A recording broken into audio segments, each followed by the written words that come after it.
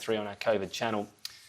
Let's turn to, though, one topic that is starting to be spoken about more amongst coalition MPs, nuclear power in Australia. It's currently not even something that we can consider, thanks to a particular act. So should it be back on the table as we try to get to a lower carbon future?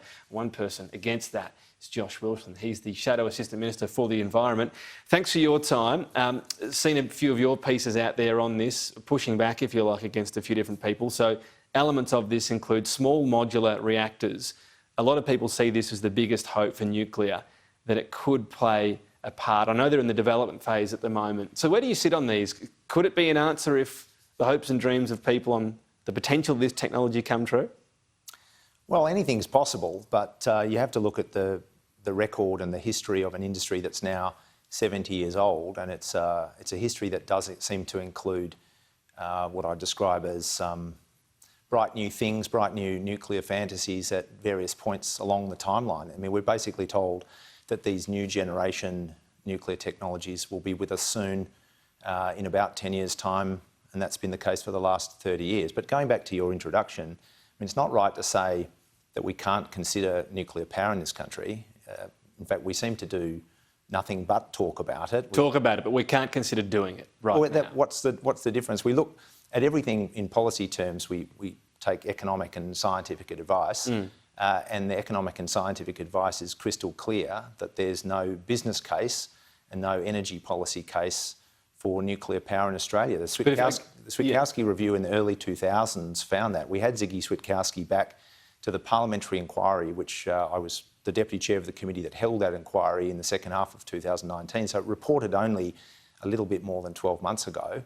And again, Dr. Switkowski appeared before us saying there's no business case for nuclear energy in Australia. And if anything, in the time since he conducted his first review, his views are sort of stronger to that end. So there is the extra hurdle, obviously. I take what you say, you can talk about it, but you can't actually act on it because of a separate act in Parliament. Just on the possibility, though, of these small modular reactors, they are being developed. There's one slated, I think, for construction next year in the US. The possibility is there, is it not, of cheaper and quicker to build, which is a huge problem with nuclear, cost and time, and also waste as well, and also less chance of overheating and its baseload power. I mean, are you watching these developments to see what comes out of it, or are you just against nuclear full stop? No, of course. I mean, I was the deputy chair of the committee. We looked at all of these things in close detail. So you talk about SMR and NuScale, which is the outfit in the States. I mean, again, to pick up what you just said, that they were intending to be operational by 26, 27. It currently has been pushed back to 2030. I mean, that's the history. With construction to begin next year. That's the history of the nuclear industry. And if you look at the big players, if you look at France and the UK, they both have projects at the moment. Hinkley C was supposed to cost $6 billion. It's currently running at, £6 billion, £23 billion. The French reactor at Flamanville was meant to be delivered in 2013. It's currently 9 years late and 4 times over budget. You can make anything look good on paper. So the SMR fantasy, and it runs counter to economic orthodoxy. I mean, normally, if you want to make something cheaper, you make it bigger. But in this case, you make it smaller and you make it cheaper. That beggars belief. And then there's the idea that these will be mass factory produced. I mean, even the ones that are being developed now are not going to be produced on that basis. So, but a lot of this, again, what you're talking about here is true for now, but it's looking forward. I mean, hydrogen from renewables.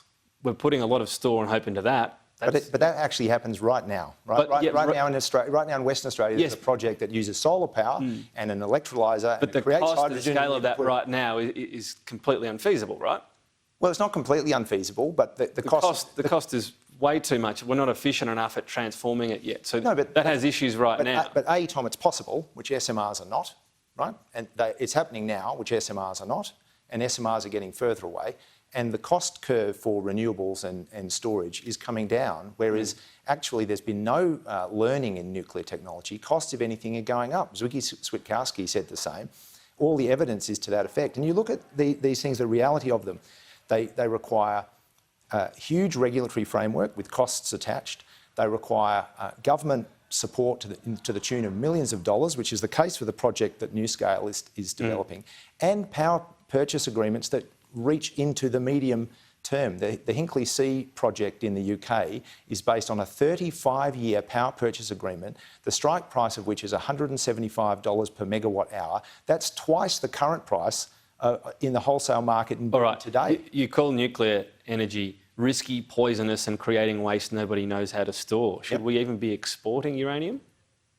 Well, that's a different issue. I mean, there are countries that... But let's talk about a sort of moral obligation then. I mean, it sounds like the sort of thing that shouldn't be in the world anywhere, according to you, so we're happy to ship it off. It's in decline worldwide. It's in decline worldwide. We're still shipping it off and selling it. Well, we are, but... You got no issue with that?